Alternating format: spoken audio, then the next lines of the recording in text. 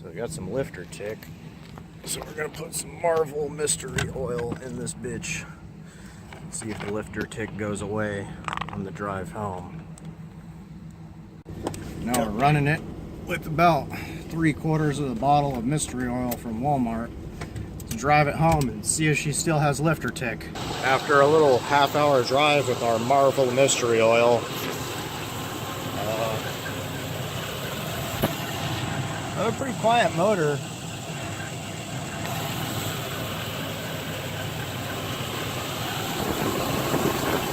Don't hear a necessarily audible tick from the passenger side of the head like I did this morning, so I'm gonna call that a success and go ahead and change the oil.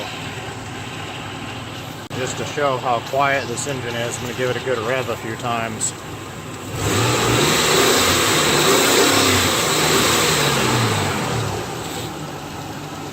It's nice and healthy. I'm gonna call that a success. We'll say mystery, Marvel, whatever the hell oil, 3 out of 5.